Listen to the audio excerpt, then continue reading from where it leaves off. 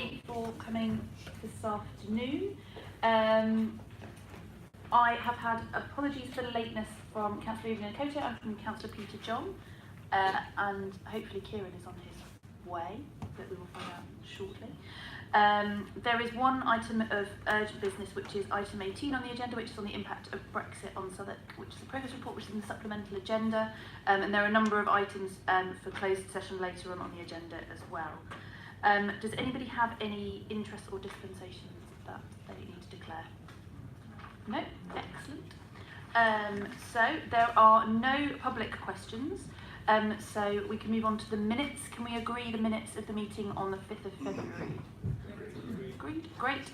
And there are no deputations today either, so we can move straight into the first item of business, which is the Southwark Great Estates Programme, over to estate improvement plans. Appendix 1 is circulated separately in the appendices documents, but Johnson, I will hand over to you. Sorry. I mean, Johnson, you're welcome to. Go on, Johnson, put you on the spot. Thank you, Chair, Deputy Leader. So this is the second of the three Great Estates Programme reports that we are putting through Cabinet today.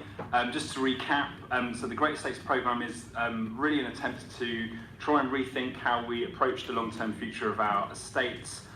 We set out in our December report our fundamental approach, which is to expand and enrich our estate, expand by identifying appropriate new sites on our estates to build new council homes, and enrich by finding new ways of working with residents to improve the look, feel, and lived experience of our estates. And this Cabinet report really brings together all of the work that is focused on the enrich part of that programme, particularly in relation to the shared living environment that we have on our estates. And it details two things that have already actually been through Cabinet, so I'll rattle through them quickly and then focus on the main kind of new crux of the new items in this report. Firstly, the estate improvement plan approach that we have for new homes delivery, which is really just to recast the brief that architects, project managers, residents on project groups for new homes are responding to think beyond the development plot red line, think about wider improvements to the estate, including how we might align repairs as well as the range of projects that we are detailing today in terms of gardening, food growing, lighting projects, cleanliness strategies and so on. Secondly, in the previous Cabinet we also put some adjustments to the new Southwark plan in the Regeneration that Works for All section covering social regeneration to really have a strong emphasis on looking towards a tenure-blind borough that has strong principles of tenure equality and tenure integration, so that new private development has a direct connection to neighbouring council estates, so that through 106, SIL and additional social regeneration commitments we are ensuring that there is a funding route and a practical route to making sure we have proper equity of esteem either side of the street when we have private development on one side and council estates on the other. But the key bit that this report is focusing on are the pilots that will be rolling out over the next year. This will be inspired by the Great Estates Guide, which I'm enormously pleased we have version 1 of out today, which is looking at an amazing kind of showcase of incredible projects on estates across the borough, things from gardening and food growing, signage and wayfinding projects, urban farms and biodiversity projects. We've got cleanliness, lighting, all sorts of things in here that we hope will be a real inspiration and trigger for different community groups across the borough who might take on some of those pilots. I should just quickly touch on some of the selection criteria that we'll be looking at for those pilots. We want to make sure that they have a good mix across the north, south and centre of the borough. There's a good mix east and west, that it's covering blocks that are older, some that are newer. Also estates that do have TRAs and those that don't have TRAs. We want to really use this as part of our approach to broaden our approach to resident involvement.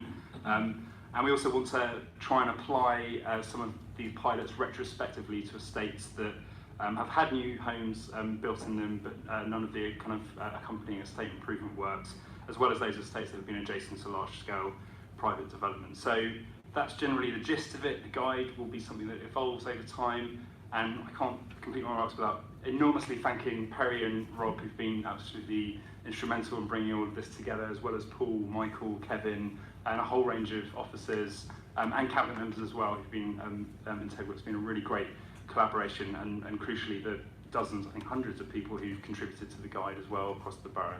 So hopefully going forward from about May time onwards, we'll be beginning these pilots and really starting to experiment in new ways of improving the look and feel and lived experience of our estates going forward. So that's that. Great questions. Richard, do you want to start? Yeah, thank you. I mean, first of all, I think it's a fantastic piece of work. Really good to see this going forward. I just wanted to ask a question about the pilots that are proposed in here. In paragraph 18 sets out some of the criteria that are used to select them. What I'm not sure from this is whether, are we asking for expressions of interest from estates, or are we picking them in advance? So I understand how we'll be making the choice, but from those that we look at as a shortlist, but how we're drawing together that shortlist in the first place. Yes. So we'll be putting out an open call to all TRAs and all estates. It's part of the existing Great Estates consultation that we have live at the minute, but at some point in the next week or two, there'll be a real push to get the guide out, get people thinking about what kind of improvement works we might be able to do on their estate, and have this really hopefully strong resident-led approach to putting together these proposals. But I think by the end of May, we're expecting a slew of projects. I've already had lots of people approach me in all parts of the borough before this thing has even been adopted in cabinet. So yeah, we'll be doing that in the next few weeks. Great, Jasmine? Yes, I just wanted to feed back really. I wanted to say thank you very much for this piece of work. It's really excellent. On the 28th of February, we in Children's Services launched Making Families Stronger strategy at the Peckham levels. And the purpose of the launch is to develop more meaningful ways of actually engaging with parents to make our families stronger. I did actually raise some of the work that's going on with Great Estates, the perspectives, and it met with great enthusiasm. It went down really, really well. And so you've been invited to, the meeting was so successful, we're having a follow-up meeting in June, and parents are calling it their association now, so that was, you know, quite successful. And we would like to invite you and your officers to speak at that meeting, so thank you. Great, Steph? Yeah, thank you, and it's really good to see this come to shape, having been sort of involved in it in some way as well. I think my question sort of follows on from Richard's one, and that's that if we're inviting residents to actually sort of volunteer for the pilots, first of all, I know it's really easy to do that when we've got existing TRAs, so what's going to be the outreach work doing on those estates which haven't got TRAs? And secondly, if we are oversubscribed, what will be the criteria of selection in that respect, and how do we set expectations for people on estates to put those through? Because if you're getting a whole massive, you know, like we do Clean, Green and Safe, we get more applications than we have money. And we have got a package of money here, but if you get, you know, if we're getting applications in which far exceed that amount, what will be that criteria, and how are we going to do that outreach to those estates with no TRAs? So thank you for your question. So I think the outreach really ties in a huge amount with the resident involvement review work. We'll be wanting the two to dovetail as much as possible. We are consulting through all available channels that we can, but I think also proposals will come forward from ward councillors, from housing officers potentially as well, on estates that don't have active TRAs, where you know, there are kind of obvious opportunities out of these projects that we can potentially bring forward. In terms of criteria, so we'll be, I think we've got a meeting tomorrow where we're going to kind of really nail those down, but I think the things that I mentioned, having a good spread of north, south and central, east and west, older and newer blocks, with and without TRAs. And I think also one thing I neglected to mention is that we would be emphasising projects as well that come out of the Positive Futures Fund workshops that Councillor Riccotto will be initiating over the summer. It's a shame she's not here actually to speak on this, but that's a really key part of this, because I think, you know, we can't be talking about great estates when we sometimes have really serious incidents on our estates that sort of create spaces that feel a bit traumatised to residents. So we've really got to be making sure that we're combating that, and we are tying this in with broadening the youth offer and making sure that they're really great places to grow up as well. So that's my answer. And just the question of expectation management, we will be setting finite. There is a finite pot here for the pilots of £970,000 for the coming year. One of the key parts of this as well that we'll be working on is really going hell for leather in trying to mobilise those external funding and partnership opportunities that come with this. So every one of these themes, there's a whole list of potential funders that we're already talking to actually, who would potentially be able to turn that 970 into a significantly higher sum. And then project by project, particularly where it's plan based, so across a wider estate, we'll be setting a very clear, transparent time and cost envelope. So one of the estates that have been a real inspiration for this is So Gardens Estate. They had a finite pot that was offered to them a few years ago following the Lacanau fire tragedy, and that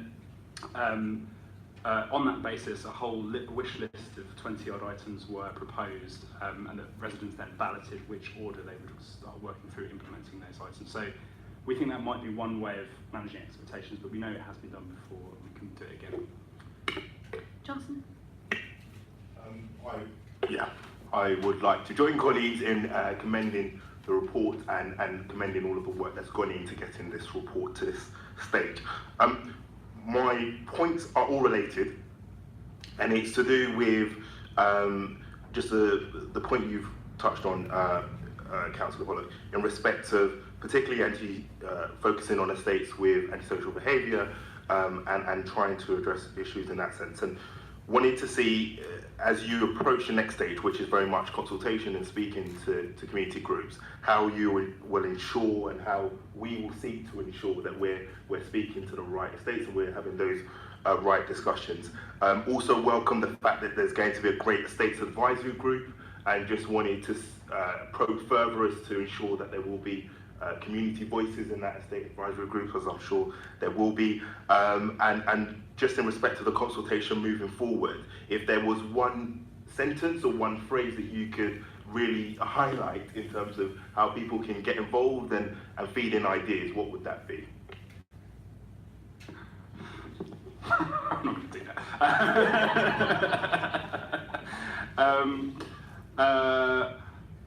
I think so. In terms of antisocial behaviour and estates where we know there's been gang violence, particularly last summer, this will be tying in a lot. It's a real pity that Councillor Costa's not here at the minute, but this will be tying in a lot with the future, the Positive Futures Fund workshops. So we've got actually we've been sort of keeping a list actually of potential candidate pilots that include those estates where that's been particular impact, places like the Brandon, Royal Road Estate, and several other places as well.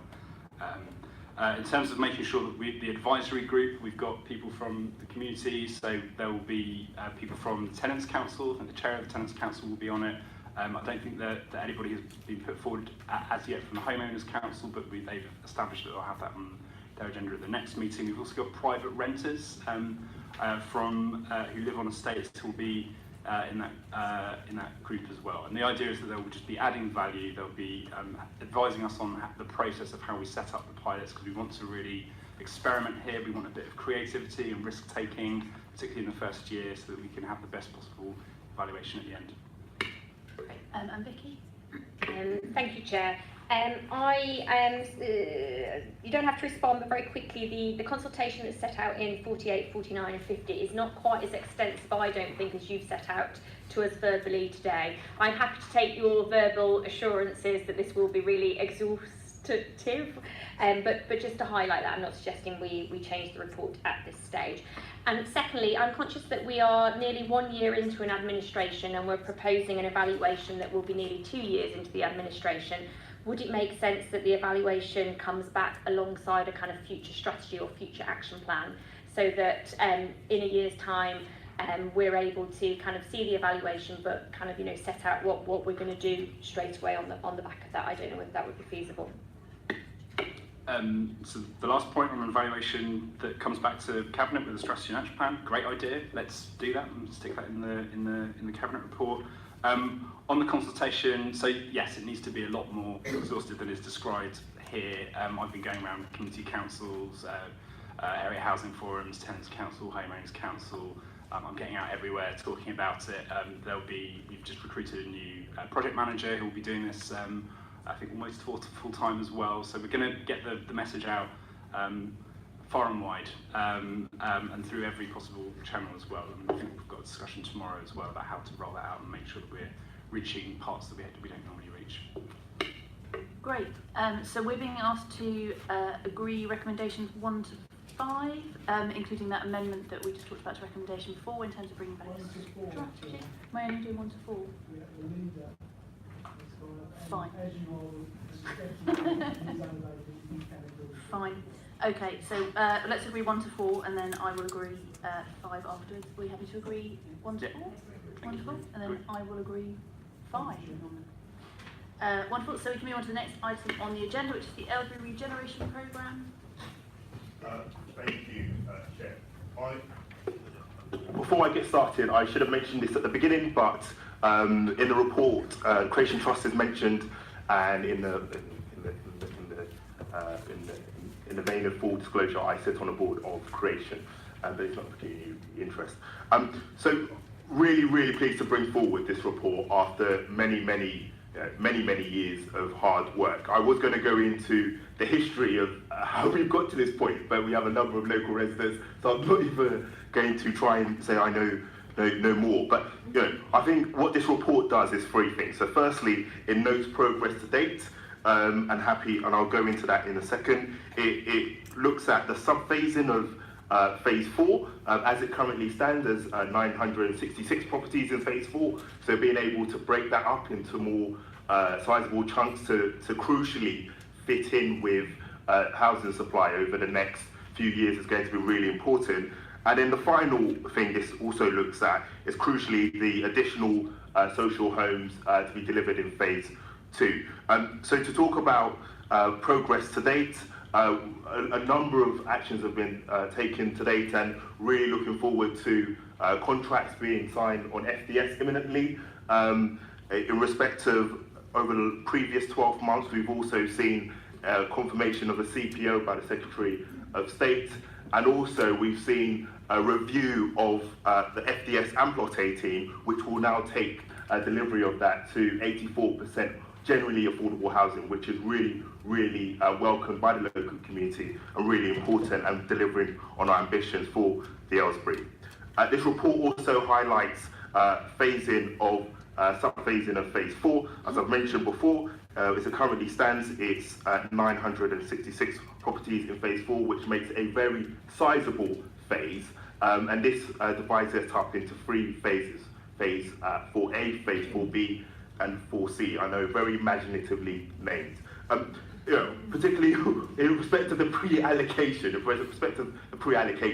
I want to particularly highlight the fact that phase 4B, I believe, as my screen goes there, phase 4B will be linked to the delivery of over 55 housing, and there will be that pre-allocation, which is something I know a lot of work's gone into, and really pleased to be able to bring this report and to be able to deliver on that as well.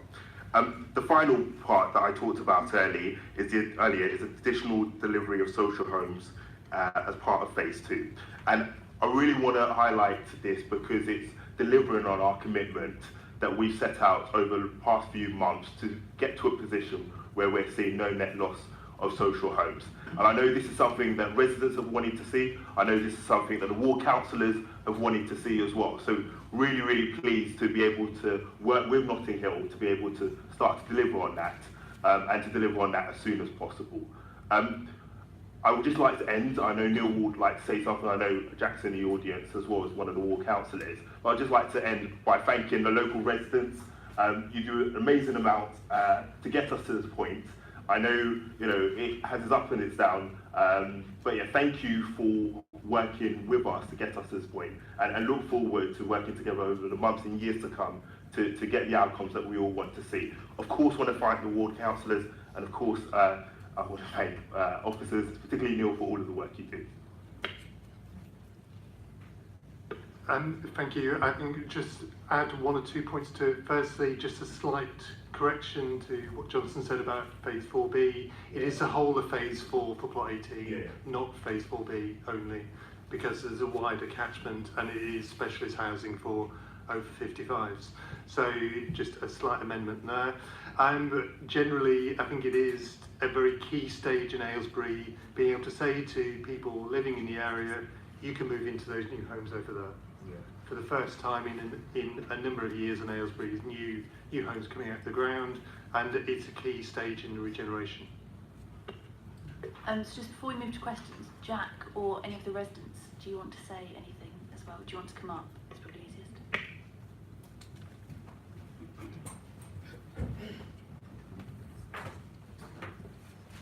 If you can just introduce yourself as well. So Councillor Buck, member for Faraday Wood. Jean Bartlett. Thank you. So I just wanted firstly to thank Johnson and Councillor Pollock for all the work that's gone into shaping this Cabinet report, and Neil as well, who we've been working with closely as the local ward councillors. I'll be brief, but there's 3 parts of this which are so important for the local area. The first is the additional delivery of social housing for phase 2. We've been working with Johnson since May of last year to retrospectively apply our manifesto commitments for estate regenerations to the Aylesbury. It was very, very important for us as local councillors to send the message to the community on Aylesbury that they will not be left behind by the fact that the scheme had started before this policy was introduced. And for that to be a reality, the increase in social housing had to start with phase 2. So it's a really, really good thing to see Notting Hill working so proactively with the council to deliver that. And the reality of that housing being delivered in phase 2 is that every resident who has the right to remain, who is left on the estate, will have the option to move to either the first development site or phase 2. The reason for Cabinet members why that's practically so important is because although members have the right to remain, residents have the right to remain, that's only practical if they can see that happening in the foreseeable future. We have to recognise that the current housing stock is in such a bad condition that the life of many residents is untenable or extremely uncomfortable. And so giving people the option to move into the new housing as soon as possible is important for the scheme to work in the way that we want it to. The second part is the rephasing of phase 4. This is primarily a very practical change because phase 4 was always probably a little bit too big. But what it also allows us to do is to start to pre-allocate residents who are in the worst affected blocks on phase 4. So particularly the large Missenden blocks, which are going to be on phase 4A, is known to be one of the worst on the estate. And residents there will be given the option to leave sooner, so their quality of life will be drastically increased. And the third thing, perhaps the most important thing, is the introduction of pre-allocations policy for residents on the Aylesbury.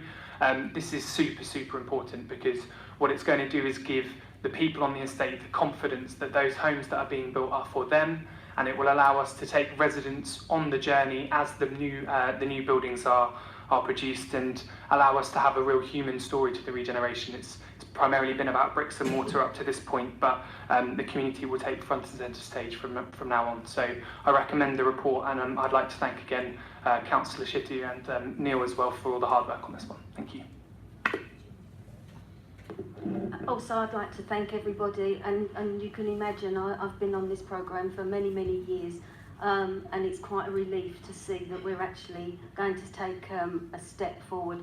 I mean, I think Jack said mainly everything that I feel, but I think for people on the estate to be allowed to be pre-allocated on a property is going to give them hope that the Aylesbury isn't being left behind. There is hope for them. They are going to have a home if that is their choice. So I absolutely welcome all the work that everybody's done. As I said, it's been a long time coming, so I do hope that you're all going to approve it. Thank you. Thank you. So I'm going to open up to questions. So Leo, you were first. Yeah, I know we're sort of showering each other in thank yous, but I'm gonna pile in on this as well.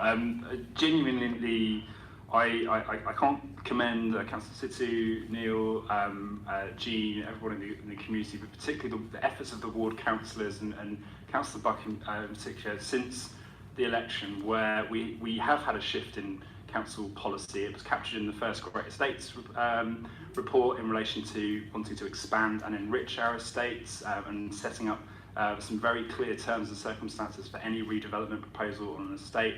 And it's very difficult to try and apply that retrospectively, but I think we've done that.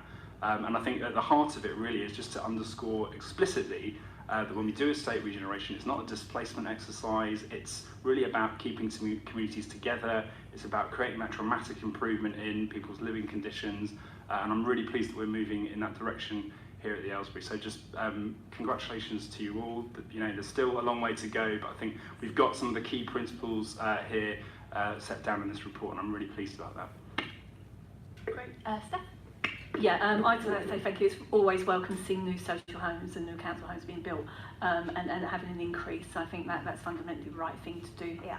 I've just got a couple of questions actually. In terms of the pre-allocation, is it actually just a pre-allocation of a property on the development site, or is it a specific policy like the level market model? And if it is the latter, will then residents be included in, you know, that sort of those little touches about choosing the tile colour and all of that, so there's a vested interest and there's a real stake in that. And the second question is, in terms of a local lettings policy, what is the time frame? Because I know we've got to do equality impact assessment and a few other things and some consultation around that, but what sort of is the time frame around that local lettings policy on that, and when do we think that will be ready? Okay. Firstly, one of the primary points of the pre-allocation is this is new community. These are people moving to new homes. It won't be the Aylesbury, it'll be a part of Walworth. So being able to do that pre-allocation, being able to get people to know the neighbours, to make those choices around some of the design. A lot of the design's already set, because it has been, because we're almost into contract on the first development site. But there are a range of choices they can still make, so they can do exactly that. That's the whole reason for it. In terms of timescale, clearly, I'm sure there'll be some pressure to do this tomorrow, and I'm sure there'll be an email coming later saying when this is going to be done. But it's working through a bit of process. We need to do some qualities work, which we completely fronting it here that hasn't been done in level of detail yet. It needs to be done as the next stage. So I'm working on the basis of later this year, so the autumn time, getting to pre-allocation position. So trying to get a local lettings policy agreed, hopefully September-ish, which will be as an IDM for you to consider for both plot 18, the over 55s, and also the social rent on 4A. We want to try and build up that new enthusiasm for the Aylesbury moving forward. And just to echo that final point that Neil was highlighting, which is, you know, certainly since on taking on the role since May, it's about seeing that shift from, you know, one of conceptual and talking about plans to actually saying this will be delivered, and this is how, as a community member, as a local resident, you can feed into plans as well. So both in respect of the, you know, equalities impacts and the consultation that we'll inevitably do it as soon as this meeting is over and it will begin. You know, it's about having that shift for local residents to be able to say, you know, this is going to be delivered, and we're going to ensure we work with you every step of the way. Kieran? Firstly, just to say thank you to everyone involved in this. It's in a world and time when the government's completely withdrawn from its responsibility for funding affordable housing. It is really impressive that together the community and council and Notting Hill and other partners in Southwark have got to this point with this scheme. And thank you to everyone who's helped get us to where we've got with it. My specific question is about Creation Trust. I know there's a question here about the next steps with Creation Trust. And I suppose partly I'd like to make an offer, which is a core part of the work of Creation Trust has been helping people into employment and work. And I'd be very happy to meet with everyone involved in that process to talk through how we can make sure our investment in Southwark Works and other things complements the future vision for what happens locally. But it would just be helpful to know the next steps with that, and certainly who could have made that offer. I'll just be very brief on that, because as it was just happening, we were just talking about that, and I think a discussion, talking about it with the Chief Executive of Creation as well, and a discussion with the local economy team seems like a good discussion to be having, and happy to have that meeting. So I think there was, oh, sorry. So one of the things we've already done is a review of the employment programmes from Southwark Works, from Notting Hill Genesis and Creation, to see what are the outputs, what are they achieving, and to see is there a level of duplication between them. What we need to ensure moving forward is there are no gaps in provision, and also if we can be more effective at meeting the employment need in the area, we ought to do that. So the next stage in that process will be a meeting of all those parties together to talk through how we move it forward in the context of probably no additional funding coming in, but it's seeing the best approach in the most effective way. I suppose just on that, it's worth saying, so through our Southwark Works programme investment, I don't know, not everyone will know, the main walk-in centre that will be moving to the Walworth Road. So that resource will be there for the community right there locally. So I think it's going to be a really important part of the answer. So I think there was just one question from a member of the public, just behind you, Jack. Hi, yeah, I'm Judy Boss from the Aylesbury Estate from the First Development site, and I wanted to find out about the planning applications for Phase 2, which was due in April 2017, but still haven't come out yet. How do you know that you can actually provide more social housing in Phase 2 if you haven't done the planning application on time? And also the latest S73 that's come through has reduced the affordable housing down to 23% on plot 18, which is in Phase 2A. So that's actually reduced the amount of social housing, not increased the amount so far? I'll be very brief on both points. In respect to the first point, in terms of the increase in social housing, we've had early discussions with Notting Hill Housing, and they've been very receptive to those discussions. Now, of course, when a planning application comes forward, we'll have full details in terms of what that figure will look like. But very much early discussions have both shown willingness from the council, willingness from Notting Hill to see how we deliver more social housing, particularly in Phase 2, and deliver more social housing across future phases as well. In respect of Reserve Matters application you talk about, it saw 84% across FDS and plot 18. And it's important to look at both sites in context of coming forward together, and that's why they were discussed together at Planning Committee in November. But I asked when the planning application for Phase 2 is coming in, because it was supposed to have been delivered in 2017. Happy to come back. Neil could provide more details, but I'm sure it will come forward as soon as possible, but happy to.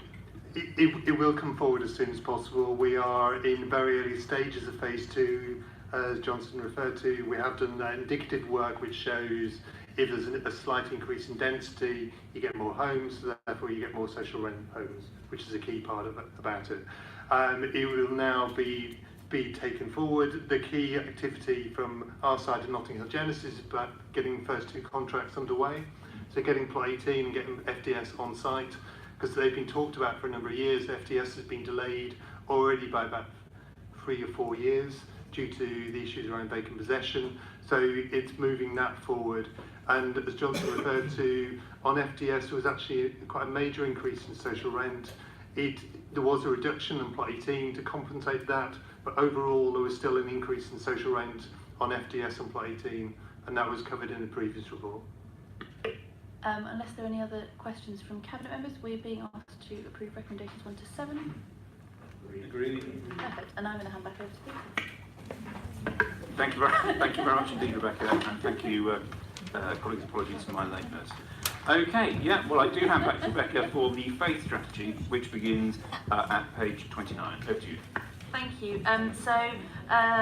This paper follows on from a number of pieces of work initially set out in a Cabinet report in September 2018, where we launched a review of the council-wide approach to community engagement. What we are trying to do in this paper is set out a vision for our future relationship with faith organisations across the borough. We have a huge number of faith organisations across the borough. We have over 400, and obviously these groups play a really important role in our communities, and are able to access many of the communities that we aren't able to access as a council.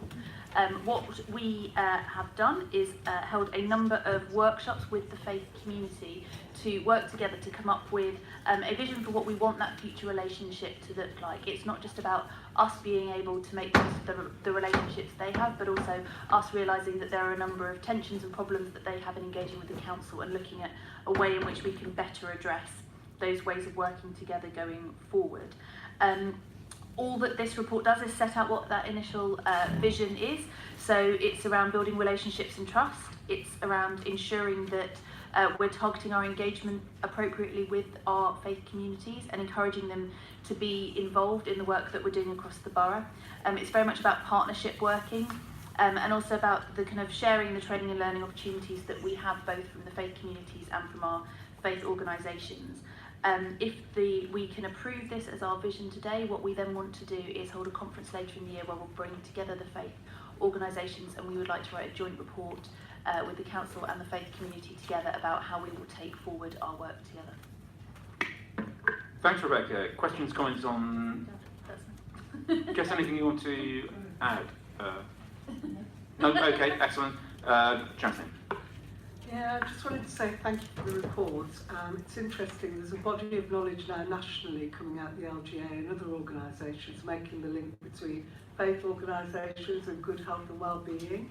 I just wondered really, because when we looked at the consultation, it wasn't as high, you know, as a number of faith groups really, as what we'd expect. So in terms of between now, you know, passing the strategy and the event, what kind of work are we going to embark on in order to make sure we've got much more input and take up on this work, really? Thank you. Good, that works. I wasn't sure. So I think one of the key processes that we're involved in at the moment, because we've actually, through the workshops that we've done, we've actually already begun to do some very serious and productive work with some of our faith organisations around serious youth violence and on health through the Faith and Health work. And one of the things that we're already finding is through those networks and those connections, more and more people are actually turning up to the events. So I think that there's kind of going to be a continuing programme of outreach, but part of that is through the things that matter to those particular faith organisations, which I think for many of them which are organised by sort of volunteers and trustees that also have day jobs, it's actually sort of capturing them through the things that really matter to them, that they're really focused on, that is the thing that we need to do. But yes, there is also a commitment through the diocese and some of the larger faith networks, such as Southwark for Jesus, in also kind of doing some of that building work for us. I think if I can add to that as well, some of the work that we're doing around the principles for consultation engagement, which will come to a future cabinet meeting, is around ensuring that we're involving every community that we have in Southwark in our approaches to consultation engagement. And we want to build in our faith communities as one of those key groups that we want to make sure we're engaging. So hopefully we can get them more involved in everything that's going on as well. Thank you. Thank you for the reports. I just wanted to ask a quick question in relation to Interfaith Conference, the interfaith aspect of this and the importance of it has in terms of building social cohesion, mutual understanding, mutual commitment between faiths. Not all faiths are organised necessarily as a group or as a as a kind of incorporated community. So I just wanted to make sure that we were countering for that. I am, of course, yeah. Talking about the Jews, yeah. Obviously, we know that there are a number of very large faith community groups and then a number of very much smaller faith community groups across the borough, but that doesn't mean that we don't want to involve everybody in everything that we are doing. We will obviously do as much outreach as we can, as Jess kind of talked about, to make sure we can get people in the room. But if you think that there are organisations or individuals who should be involved, who we might not have access to or knowledge of, if you let us know, we will make sure that they get invited and brought into this process. Mine's not really a question, it's just a brief point, and it's to highlight some of the fantastic faith communities right across the borough, and it's, you know, to both recognise the work that this has delivered to date, and also the work that will continue to happen over the next few months. Particularly want to highlight the role of the faith communities, both in respect of regeneration, particularly on the Oakham Road, and the initial thoughts on the Oakham Road and how work developed on that. So it's really important. And also want to highlight a number of organisations who have come together, such as some Citizens and Multi-Faith Forum as well, and the key role that they play in the borough as well. Thanks, Johnson. Yeah, Rebecca. Just before we approve these recommendations, can I make a proposal of an amendment to my own report? Yeah. Only because in thinking about it, at paragraph 58, we talk about reporting back to Cabinet in 12 months. Given that we want to produce a joint report with the faith community, I think we should probably look to make that earlier following the conference, if we can, and do it within 6 months, at least as an initial feedback to the community about the Cabinet about where we are with that. Okay. Second? It's not in the record, so we're adding a recommendation that there's a report back to Cabinet within 6 months. Yeah, just amend paragraph 58. Okay. All right. Okay, well, colleagues, there are recommendations 1 through to 6 on pages 29 and 30. The 1, and if we just note that I have a report back in 6 months, can we agree with those recommendations, please? Thank you very much. Thank you. Okay, I think we stay with you for free primary school visits to the theatre programme. So this is an extremely exciting announcement, an extremely exciting proposal that we have been working on over the past few months around our commitment to ensure that every primary school child gets a free visit to the theatre every year. So obviously the creative industries is a hugely fast-growing industry still across the UK, and we're extremely lucky in this borough to have access to so many brilliant theatres, from the Globe to the Bridge, Theatre Peckham, Blue Elephant, South London Gallery, UAL, so many more I could keep on naming, but that are doing brilliant work across the borough. We also know that there are huge benefits to introducing children to culture and the experiences that this allows them to have, from the interactions that you get socially and intergenerationally, but also the interactions amongst communities and the huge amount of knowledge and skills that can be shared as a result of engaging in the cultural industries. So what we wanted to do was provide an opportunity for our 20,000 primary school age children to get a free visit to the theatre every year. Whilst we have brilliant theatres in Southwark, this isn't just about giving children the opportunity to go to a theatre in Southwark. It's about giving them the opportunity to visit a theatre kind of probably broadly across London, but have those great opportunities to be able to visit the West End and really experience the joy of going to a theatre from a young age. What we set out here is a recommended delivery model for how we will go about doing that. Obviously, trying to coordinate 20,000 theatre tickets is a great feat itself, but what we want to do is make sure that the schools that are already doing this are facilitated to be able to do it more easily, but those schools that don't currently provide theatre trips for their students are able to get the support that they need to be able to access theatre tickets and be able to actually take children on the visits that they need to do. So that is what this paper sets out to do. I don't know if anyone wants to add anything? The only thing I'd just add is that we think this is probably a first in terms of the breadth and the range of offer that's being provided for Southwark primary school children. Tweet it now. Any questions? So overwhelmed am I by this? Any questions? Points? Comments? I've got one comment. Anna can speak. Okay. Yes. Just thank you very much for this work. It's really amazing. I mean, I was at school this morning, and I'm just struck really, even at how close we are to the city centre. How many schools actually say? Well, okay, sorry, but I forgot the biggest borough, the biggest. Anyway, I'm struck by how many schools I go to where they say that their students don't go to the West End. Do you know what I mean? And you think about it. So, initiatives like this are so important, really. I mean, obviously, we have got a wealth of theatres, but, the fact that we're actually going to the West End and we're going, and the Globe is obviously in Southwark, but, keep keeping on, and anything I can do with my school's remit to help this, just let me know. One thing that's quite important, lots of theatres now put on relaxed performances, don't they, for children with SEN and other special needs. So will that be part of the package? I mean, given that we've got schools which are exclusively for children with special needs, that will be catered for within the offer?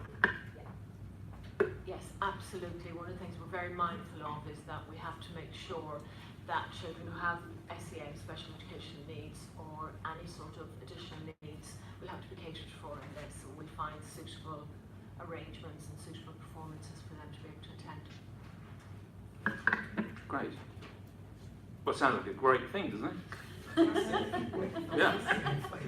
Yeah, brilliant. Okay, well, there's one recommendation. Huh? Oh, Leo, I'm sorry. I was just a family. Yeah. It's very exciting. Okay. Brilliant.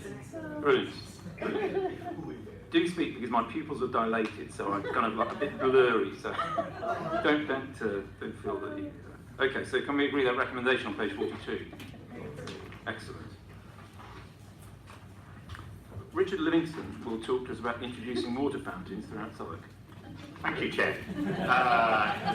I mean, as an administration, it's really important for us that we are both trying to tackle the use of single-use plastic across Southwark, and that we're also trying to ensure that people are walking and cycling far more.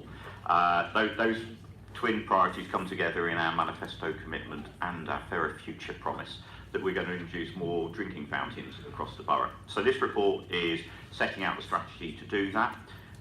When we put together our Fairer Future promises, we had 36 drinking fountains across the borough. We now have 38, thanks to the introduction of the new drinking fountain at Camberwell Green. If you've not seen it, please go and see it. It shows what a modern water fountain can look like.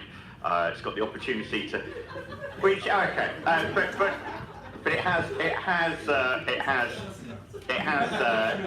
it enables you to both drink straight from it, but also fill up a bottle. It has two separate nozzles, which I think make it far more useful than old school water fountains. We also have a new one installed at Guy's Hospital as well. This strategy sets out, we didn't make a specific promise in the Fairer Future promises or the manifesto about how many we were going to have. This strategy clearly sets that out, says we want to take that number up to 50, have at least one per ward. And so that strategy clearly sets out the way forward for the council, ensuring that we have those by 2022. It also gives detail about the next 5 we have on our list, which we put a bid into the GLA for back in December. We've yet to hear back, but obviously we get that funding. That'll be a great help in getting those next 5 locations delivered, which are set out in paragraph 9 of the report. Thanks, Richard. Quick question. I know that Conservative members of the London Assembly have been incredibly critical of the London Mayor Sadiq Khan's commitment to deliver his programme of water fountains, drinking fountains across London. They say it's a terrible waste of money. Would you like to comment on that? Do you think it's a waste of money? That almost feels like a leading question, Peter. No, I certainly don't think it's a waste of money. I think it's actually a really good way of getting people out and about using our parks and other open areas far more effectively. I think if we're having people, instead of going into shops to buy bottles of water in single-use bottles, we're instead encouraging people to take containers along with them and to drink whilst from the use these fountains, either by filling up their own bottles or drinking straight from the fountain, then actually I think that's good. It's having a really positive impact on the environment in terms of making sure we're not allowing that single-use plastic to enter the ecosystem. So I think they're very much mistaken, Chair. Thank you, Richard. I'm surprised by your answer. Johnson. Anyone else? I would echo all the thoughts in respect of the very much welcoming this and very much supporting our ambition and commitment to address single plastic use. Also would like to highlight, and I know a number of things have been highlighted in terms of potential delivery of new water fountains. Like to put out an offer that in respect of new schemes coming forward as we review the Oak Kent Road Area Action Plan, this could be a potential thing that we look at in terms of amending the plan to introduce and encourage more developments to include water fountains. So something to consider. Yeah, I think that's a helpful suggestion. I think we see 50 as the minimum, not the maximum, and the opportunities that we have to work with developers and other bodies to get as many as we can is certainly something we'll be taking forward. Okay, Fiona, Rebecca, anything to add? Great scheme, great work, brilliant. So shall we agree recommendations 1 to 4 on page 66? Thank you very much indeed. Thank you. I agree with you, and I agree recommendation 5. Okay, we move on to procurement strategy for Albion New Homes scheme. Very, very exciting. Councillor Leo Pollock. Thank you, Chair. This is yet another New Homes site that we are bringing forward through our contractor procurement process. These are two sites on Albion Street, the site of the former Albion School, which was replaced next door to great quality, and the site next to the finished church, former site of the library and civic centre. We'll be providing 39 new council homes to be let at council rents on lifetime tenancies across these two sites, as well as 24 homes that will be coming forward at London Living Rents, which will be linked to median local income, so genuinely affordable to local people and helping most likely keep a lot of key workers in the area. And also there'll be 13 homes that will be coming forward for outright sale on the primary school site that will help generate a social profit that we can put back into the New Homes programme to maximise the number of affordable homes coming forward. I just wanted to mention as well in relation to this that it has been a long journey to get to this stage, so huge thanks to all the officers that have been involved in this, as well as to people in the community, particularly the Albion Street steering group, local traders, as well as the finished church, who have put a lot of their time into shaping these proposals. But I think they're absolutely beautiful schemes. Bell Phillips, some of the best they've come forward with across our New Homes programme. I can't wait for us to get on site, build them, and then hand over the keys to some lucky residents. Thanks. Okay, Steph, you're particularly excited because this is your ward. I'm very excited because it's my ward, and it's really good to see it actually coming to fruition, because it has been a long time and it seems like that land has been laying there for quite a long time around it, so it's really good to see it's actually happening. Couple of things. First of all, because it has taken quite a long time, how are we going to let residents know this is actually happening? Because it does crop up on the doorstep a lot. It is something that people are saying, is this ever going to happen? So I think a bit of news around this would go a long way. The second thing I'm going to ask, which is a bit of a challenge, but I'd like the answer to if possible. So we are being challenged in some quarters about the actual density, and could we actually have had more homes on the former Civic Centre site? And I'm just wondering, could we have or not? Yeah, I think probably the straight answer is no. It's got planning consent. Technically, it's quite a challenging site too, by the rather high tunnel. So I think we should leave things as they are. It's a good design. The one thing that's not in the report is that we've looked in detail into the Notting Hill framework, and we can actually select the contractors. So we'll be doing a selection process to look at their ability, capability, their approach to design, etc. So the 5 contractors who will tender will be ones that we're absolutely certain could all do the job, and we'll be speaking to them informally before we tender. But in terms of altering the scheme, I think officers' advice would be, at this stage, we wouldn't want to go back. I mean, clearly there may be an opportunity for discussion, with the contractors, but we have a scheme which has planning consent, and we're using the existing architects, excuse me, just to work out the detail for the final procurement process. I would just add that every scheme we do, we push our colleagues in planning to maximise the capacity on each site. The former Civic Centre site in Albion Street, there's 2 principal constraints apart from the technicalities of a rubber high tunnel to the rear, which is quite complex. We have the listed building, the church, which is also we have to take into consideration when considering the scheme, but also the general townscape around there, which tends to be relatively low rise. So the scheme has been designed with effectively those constraints around it. Okay, Richard and Edgar. Yes, 2 questions. Oh yeah, what are we going to do for that residence centre? Lots of hoardings around it that's being built. Yes, I mean, we have hoardings already, so I think we can put an indication of when work's starting, we can indicate what the programme is, and then when we've selected a contractor, then we have even better news. So we'll talk to colleagues in media and see what we can do to start to tell everyone that it's going to happen, and we're making arrangements to procure a contractor. And I should just add on that as well, if you don't mind, that we have continuous engagement plans now set up for all of our schemes, and I think the hoardings will tell the story as well. It will probably set out potentially the letting, the housing need in the area, the opportunities and beautiful images of the scheme going forward, and regular periodic that are programmed in newsletters and communications that go to all key stakeholders in and around the area. So hopefully people will be generating a bit of a buzz around these, and I think I'll be really positive forward. Yeah, two questions. The first one is, I know we still haven't, we're still working on developing out what our intermediate housing priorities are in terms of who gets there, but given that one of the sites is on the school, I wondered whether any thought could be given to seeing whether that could be reserved for teachers, because it seems to be, it is a particular need we have in terms of key workers. It might be difficult to do in terms of policy and agreeing here and now, but if there's anything we could look at for that, it seems to make some sense, given it's a school site that intermediate housing we could look at for teachers in particular on the site.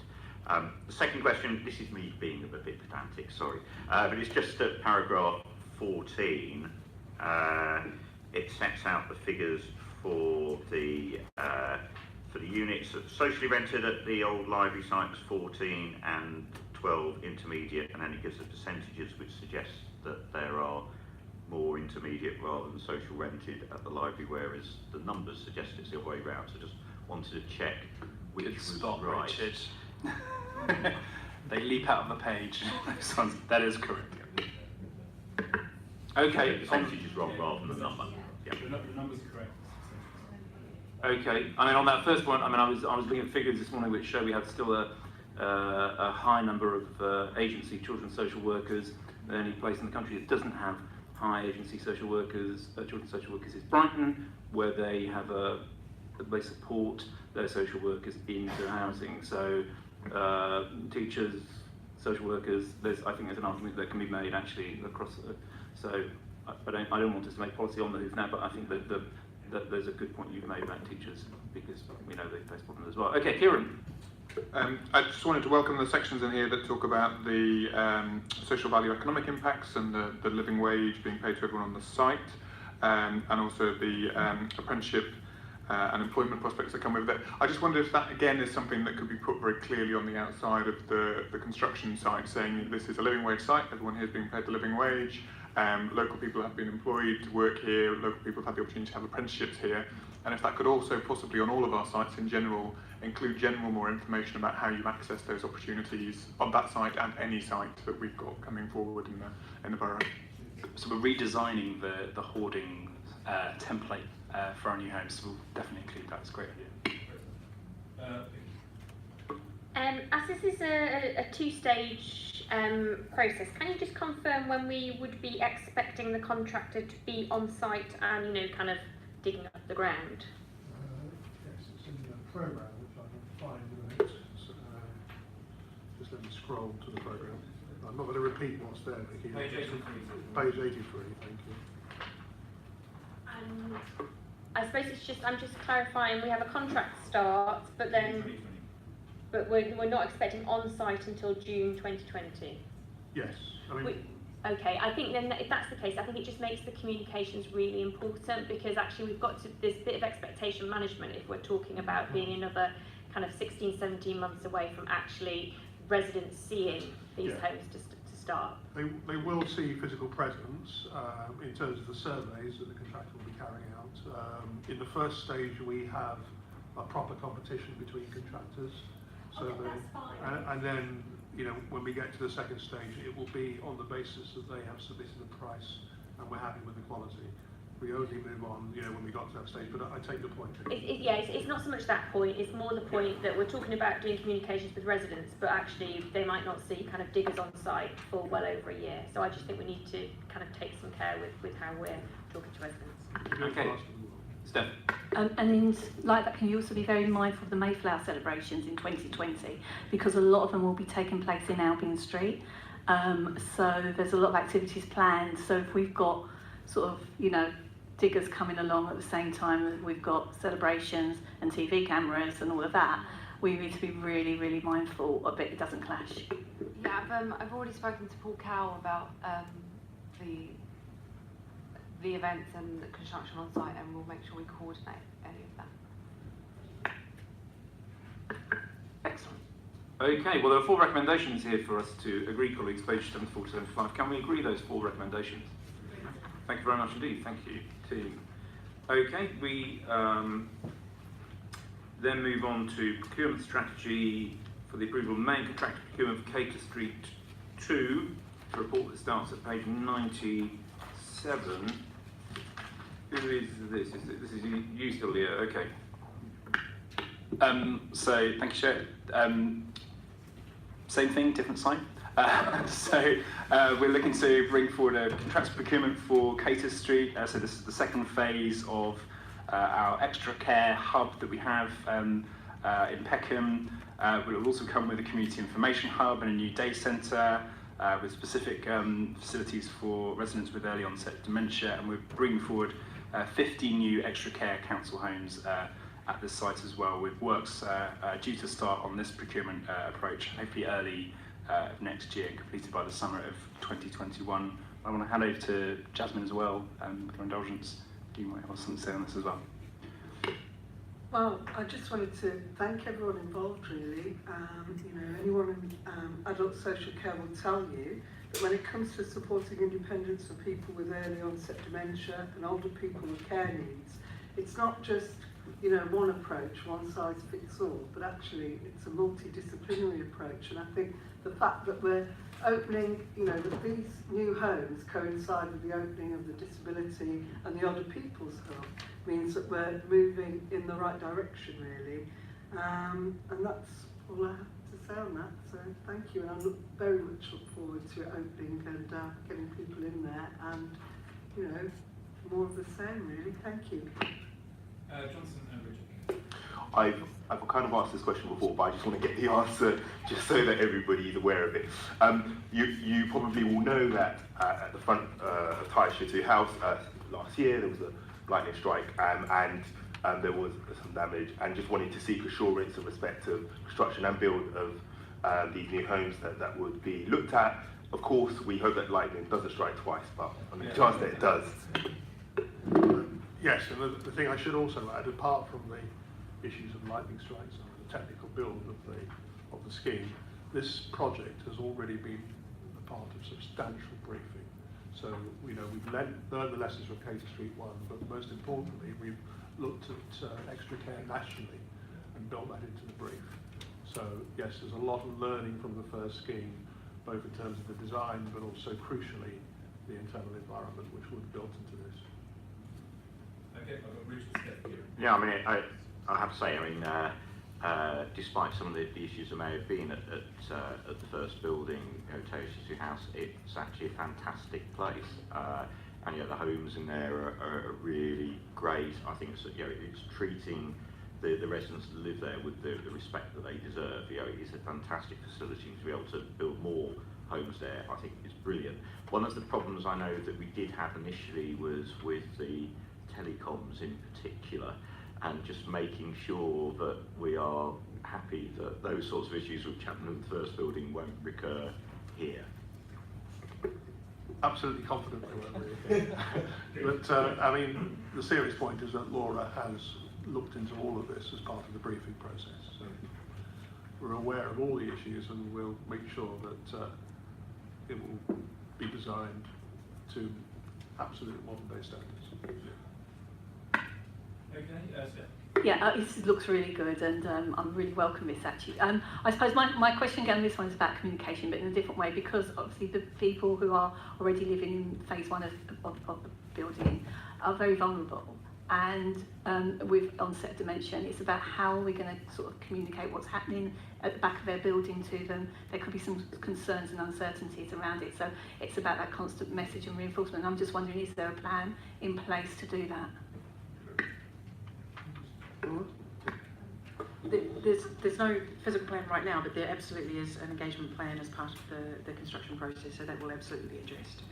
Yeah, and we'll make sure that we consult with all the colleagues to make sure we're getting that right. Yeah. Okay, and another comment on the, I suppose the social value considerations or the environmental ones in this case. Again, there's a really helpful in this report summary of what we're doing to make sure these buildings are environmentally sustainable. I just wonder if for this report, or for future reports for these schemes, if they could just spell out a bit more of how they will help us achieve zero carbon in the borough. It says the standard, and that might mean that, but I think it would be helpful to know that. And I suppose, as I understand it, there's the short term and the long term, and the long term might be a slight change from what they're built to be as well. So if we could just be clear about how we're making sure we're building buildings that are as good as they can be now, but also we'll be able to get down to zero carbon in the long term as well. That will form part of the ITT for tender. So the selection process for tender will include the contractor's response to that. So it can be reported in the gateway too. The other thing I should add is that this still needs to get planning consent as well. And we're currently going through the pre-app process.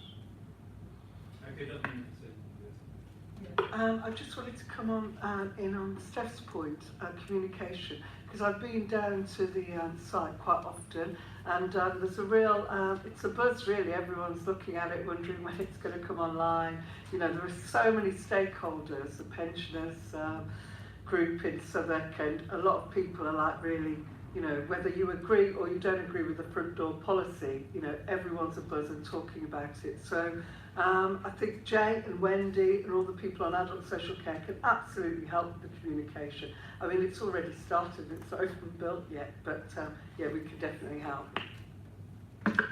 Thanks for that. Okay, well, another bit of good news to approve if we agree the recommendations 1 to 3 on page 97 to 98. Agreed? Agreed. Fantastic. And more good news with Walworth Town Hall investment proposal. Johnson. Thank you, Chair. I'll just give John and Gillian a couple of seconds to arrive at the table. You know, to briefly go through the history, so how we've got to this point, of course, we all know the devastating fire at Walworth Town Hall in 2013, and since then, the council has at first looked to see how we could deliver on it ourselves, and also looked at and fully costed that and fully delivered on that as well. After fully reviewing that, and in 2017 coming to a position that both in a capital position and a revenue position, that it just wasn't possible to deliver on that, going out to look for innovative proposals as to how to deliver on our vision to see a truly publicly accessible cultural use, which has been at the forefront of our council plan and also guided our work over the last year. So we went out and invited applications and expressions of interest from a range of organisations, from community groups, from people who have specialties in this area as well. And we had, in a total, just shy of 20 expressions of interest. There was a process of whittling that down to 3 shortlisted proposals. Sadly, one of them pulled out. But at that point, we took actually a different decision to go out to consultation, which, you know, working with the ward councillors was a different approach to say, how do we engage with the local community at the earliest opportunity? And so that process has started at the end of November and ran until the 21st of January. And this cabinet report follows that process. I'm really pleased to bring forward this cabinet report because it is a very important stage at the journey. It lists a number of steps to move forward, but it also puts forward a preferred bidder at general projects. So the two bidders that came forward were Castleford and General Projects. Both had merits and both had innovative uses.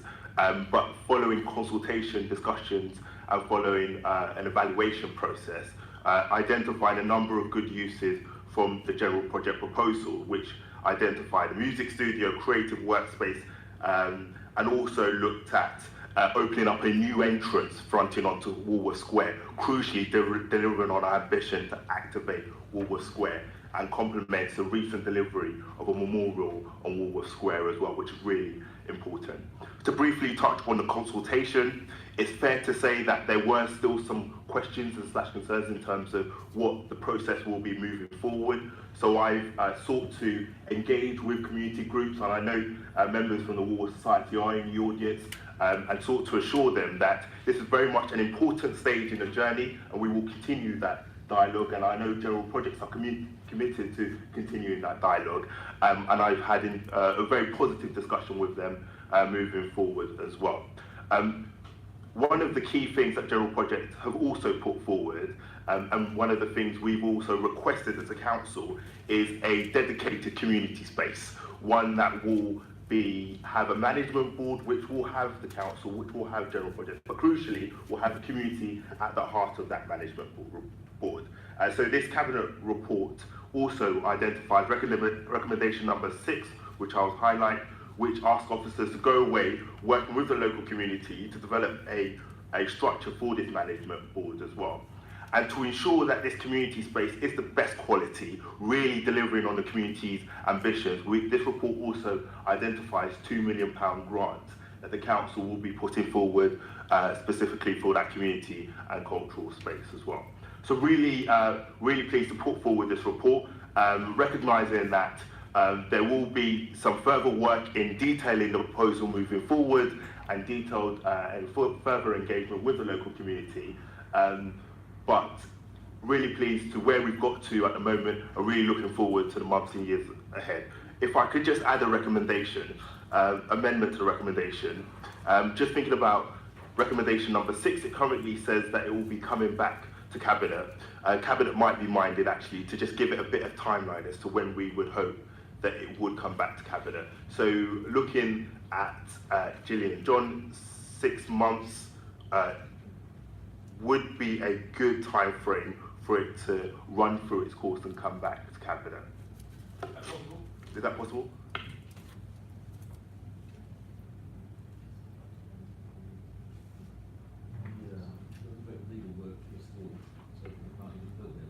Okay. Yep, I'll look into the community as well. Yeah. But the ambition will be bringing, and the consultation will be ongoing throughout that process as well. But it's to ensure that you don't get to a situation that is open-ended. Let's change that to within documents.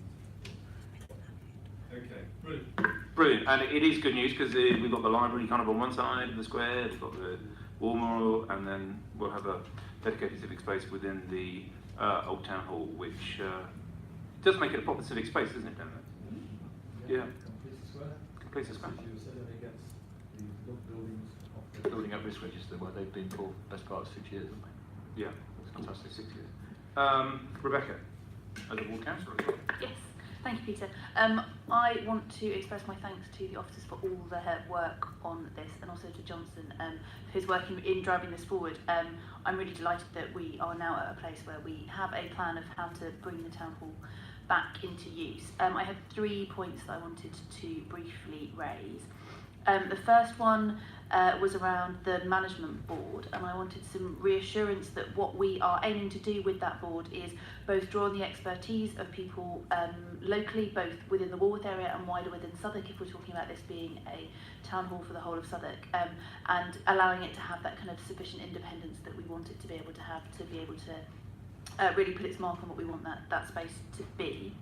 The second around engagement, so I think the piece of work that we did, kind of pre-app engagement, worked really well in getting the community kind of understanding what it was we were trying to do before any decision was made, and I'm really grateful that Johnson let us get away with piloting this on this project. But I think what's really important now is that we keep bringing the community on the journey with us as we look forward to take forward these plans. And I wonder if you can touch briefly on what you think some of that consultation might look like. I don't know if you've spoken with General Projects at all about what that might look like, or when we can expect those first kind of initial conversations and how they might go about doing that. And then the third one is in respect of the comments in here from the original application around the role of the Art Academy. And I think it's, the Art Academy do a brilliant job in what they do, but I think we should also recognise the huge number of other organisations that can play a part in the cultural space that we're trying to build here. And it would be good to get a sense of any conversations or discussions that we might have had or we can have about what other organisations might also be interested in that space and what else they can do with it to make sure that we are delivering the best that we can for the community as well. Who wants to go first? John to go first and then John Yeah. And goes without saying, local councillors have played a pivotal role, both in respect from the beginning, and and I expect that role to continue moving forward as well. So thank you to all the local councillors as well. In respect of the management board, this is a really important part of this report, and it's why being able to come back and giving it sufficient time to work up the different proposals moving forward is going to be important. Certainly the discussions I've had in recent days actually is saying, how do we get this started sooner rather than later? And also, how do you give it sufficient weight, like you say, so that it has an opportunity to shape the community space, both at its conception, but also moving forward as well. So that's going to be really important. In terms of engagement more widely, again, ensuring that we're kicking that off as soon as possible. And I've met with a number of community groups in a local area, and what we said is that if Cabinet is minded to approve today, engagement starts tomorrow, and I know general projects are keen to get the ball rolling in that sense as well. And early discussions with general projects, one thing that's really stood out is their ability to, and their willingness actually, to go out and engage and go out and have those discussions as well. In respect of the proposals moving forward, I'm not to speak for general projects, but I imagine they would even say that it was very much a proposal at this stage, and this next phase will be an opportunity to detail what the different uses will look like. So I expect there will be some evolving proposals moving forward, and that will have implications for a range of uses across the Walworth Town Hall. But crucially, having that dedicated community and cultural space is hardwired and will be written into the lease, so that's really important. John, there's virtually nothing to sweep there, is there? John's covered everything, isn't he? He's covered it all. Marvellous. Good news, good news. Okay. Jacob Loftus is here. He could wave just to say hello to you all. Hi, Jacob. From General Project. Okay. Jacob, very good to see you. And can echo everything that Councillor Situ said. Fantastic. Well, we look forward to delivering this very important project. And obviously in front of you, you've got Jeremy and Norma. Kind of happy? Yes, I am so far. Excellent. Great. Okay, well, we can't improve on happiness, can we? That's a great place to be. So we can't agree the recommendation at the moment. We've got to look at the pink paper as well, haven't we? John? Could I just add one thing? Yes, of course. Just a note. Thanks on behalf of the council to the disappointed bidder, Council Forge. I have to say we're very professional and put a very strong proposal to us. Yeah, thank you for working the borough. Yeah, and of course thanks to the Regeneration team as well. Yeah. Thank you, team. You're amazing. You're the best Regeneration team in Southwark. And the best borough, so Macy the best in the world. We know that's it goes there. Okay. Acquisition of site to deliver new council housing. Councillor Victoria Mills. Thank you very much, Chair. This is another one where we will have to go to closed session, but we are proposing that we buy a substantial site on the Old Kent Road. It's 585 to 589 Old Kent Road, so I presume I can say what it is. So it's the PC World site on the Old Kent Road.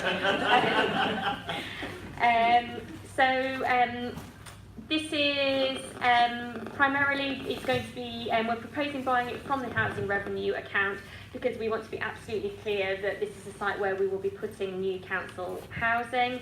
We've got an ambitious target of 11,000 new council homes. We will not be able to deliver that those houses purely on existing council-owned land, and we will have to acquire sites. So this would be the kind of our first substantial acquisition. Early indications suggest that we could get at least 450 new homes on this site. This report sets out that at least 50% of those would have to be council homes. So I suppose the other things to note is that in the short term, there would be, PC World would continue there. There's 3 years remaining on their lease that would provide good and welcome income for the housing revenue account. And it would give us time to kind of, fully develop our plans for that site. Acquiring the site would also help deliver the Old Kent Road linear park as well. So I think it's a good thing. I think it clearly sets out our ambition that we want to build our 11,000 council homes. Amazing. Johnson. Leo, Richard. I know colleagues are going to talk on this item as well, but I really do want to underscore the importance of this purchase. And Councillor Mills has quite rightly said that this is primarily about delivering new homes and particularly delivering council homes as well. And I wanted to talk about it in the context of the area action plan. And we have an ambition to deliver 11,000 new council homes, but also on the Old Kent Road we have an ambition to deliver 5,000 new social homes on the Old Kent Road. So if you do the maths, it goes some way if we're able to deliver a significant number of council homes on the Old Kent Road. And really pleased about this, because this will be a pivotal location in which we're able to deliver not just council homes, but also re-provision of workspace as well, which is really important and key to the area action plan as well. So very much welcome this. This also aids in delivering linear park as well, so that's really important as well. So very much welcome this, and look forward to when it's completed in due course. Excellent. And it's going to be of the highest quality design, isn't it, Leo? Damn right it is. Yes. Sort of to underscore what's been said, really, I think this is an absolutely really significant land purchase, because I think people across the borough, when we talk about 11,000 council homes in the space of a brief generation, sometimes don't believe us, but we really mean it. And I think we are at present doing a really thorough site identification sweep for new home sites on existing housing land, but we are being also very assertive and aggressive in trying to make sure that we are acquiring new land as well. And I'm so pleased that we're actually pushing to acquire sites of this size, and also just to underscore as well that we are unlike other, one way of putting it, post HRA borrowing cap being lifted, we're not dithering in taking advantage of the opportunities that come with that as well, and that's something I'm also really pleased with as well. It goes without saying that we will have the most ambitious design brief imaginable for this site. Johnson is absolutely right. This is a pivotal spot on the Old Kent Road, and we really want to make a statement of what we mean by model dwellings in this changed context of a scale change of development on the Old Kent Road and the kind of council housing we want to see in the 21st century. So this is really exciting. One final thought as well I just want to put on this as well. We're not talking about numbers here in open session, but I should always say when it comes to buying land, that the current land compensation rules set nationally are daft, and we are campaigning for affordable housing, for affordable land for affordable housing, and we should always just restate that every time that we purchase land. But hugely pleased with this, so thank you. Thank you, Leo. As you rightly remind us, there is no dither and delay with this administration. Is there, Richard? It certainly isn't. As an Old Kent Road councillor, I'm glad to see this, and as people said, I think to have such a landmark site on the Old Kent Road being bought by the council to deliver council housing, to me is great news, and the fact that that will also enable us to start stringing together the green link north of the Old Kent Road. The plans in terms of developing south of the Old Kent Road are quite advanced, but north of the Old Kent Road is fairly rudimentary, and this enables us, I think, to start to do that piece of work as well. So I think that's very welcome. I think for me, and it goes back to Leo's point about design, it's going to be really important though for me as a local councillor to make sure that this is designed well. I think it's really great that we're identifying a number of homes that could be built there, but I would caution against over density there, and I think it'll be important to work with the local community and local councillors to try and get that right. I know there's already concerns already in the area about the height of some of the buildings going up around that particular part of the Old Kent Road, so we need to get that right and make sure the community are on board. So I sort of hope that we can carry on that conversation if we're successful in this purchase to get that absolutely right. I think the other thing is we had issues across the road with the Cantium development in terms of the future of B&Q. Currys and PC World, I think, is probably something that is quite valued at the moment. Actually, there's quite a lot of space on this site which hasn't got anything built on at the moment. So if we go forward, I hope that we can have a design that potentially factors in re-provision if that's what they want to do as well as part of those plans. Brilliant. I think Richard advocating the tallest and the best building on the Old Kent Road. Is that what you're saying? Something like that. Yeah. Only advocating the best. Yes, absolutely. Kieran. I've said this before, but just to reiterate, fantastic that we're hopefully able to do this, but just to echo the comments on design quality being just as important for the commercial uses on the ground floor as well, ground floors. And clearly our vision for the Old Kent Road is about creating a fantastic place to work at the bottom and a fantastic place to live at the top, and this is really the opportunity for us to be able to show how it can be done both in the build and in how it's managed in the long term. Okay, well, we can't resolve this in open session, but Vicky, do you want to say a final word? To come back on a couple of things, because the report just clearly set out that it would be our ambition to have commercial, light industrial use or retail use on the ground floor.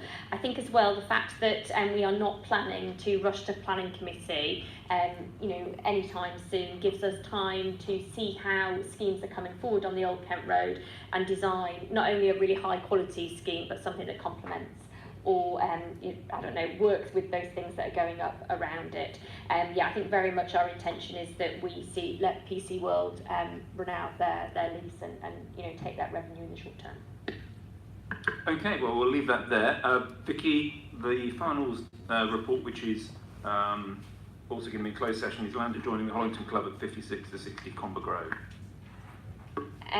Thank you, Chair. So the Hoarding Club opened as a club for fatherless boys in Camberwell around 120 years ago, and what we're trying to do here is make sure that their future in Camberwell, providing brilliant youth provision, is secured for at least the next 120 years. So people may be aware that the club actually closed its doors because it couldn't afford to keep running its services. They've come forward with a proposal whereby, alongside a developer, they're going to work together to re-provide the youth provision and put some housing on top of it. There is a small area of land which we've got a map of at the back of the report that is our land, and we are proposing selling that plot of land to them so that they can do a slightly larger development. I'm convinced that that is a piece of land that we cannot develop ourselves. I'm also convinced that it makes a much more efficient use of the land available if it's one development. So I think it makes sense for us to go ahead with the sale to Hollington so that they're able to re-provide a really high quality youth provision and also much needed housing. The capital receipt from the housing alongside a revenue income from improved facilities that they'll be able to rent out should secure the club into the future. I think the other thing that we would want to note in terms of the housing, and I do have a quick query on this, is set out in paragraphs 20 and 21, whereby we would require the developer to deliver 35% affordable homes and that 70% of those would be at social rent, and that we would, the planning would be, we wouldn't transfer the freehold until that commitment was made, and that this wouldn't be subject to viability. What I wonder, Steve, is on the covenant that we're proposing in paragraph 21, which sets out the 35% affordable, should the covenant also, or will it also set out the 70-30 split as well, and if it doesn't, could it? Certainly it can. The 70-30 clearly is in line with planning policy, so it will relate back to planning policy at the time. So yes, it can. So just to be clear, there'd be no arguments about viability. The developer would have to deliver 35% affordable, 70% of that would be at social rent, and that there'll be a covenant on the land to bind any successors to the title to that same requirement. Absolutely. Okay, any questions in open session, Kieran?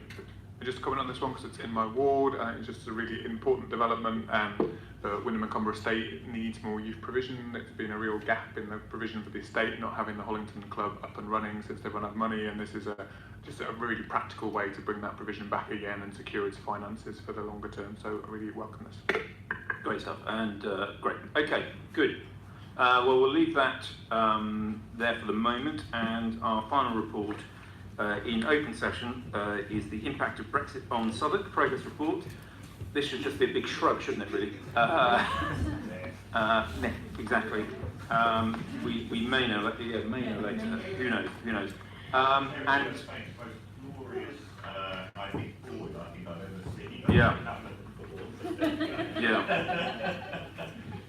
yeah, exactly. There's an additional recommendation, I think, isn't it? We're going to become County Southwark, part of the Irish Republic. You Norman, is that legal? Yeah, very good. Excellent. Doreen would have worried about that one, but please also confident. Okay, over to Vicky. You see, that's the kind of legal advice that Geoffrey Cox needs to be given to Theresa May this afternoon. So, Chair, we've taken this as an urgent item because we thought that by taking it urgently, we might actually be able to kind of, know what's happening. But colleagues will be aware that there's going to be a series of key votes this week with 17 days to go to Brexit, which will decide, our future and, one of the biggest political, economic and social decisions this country will ever take.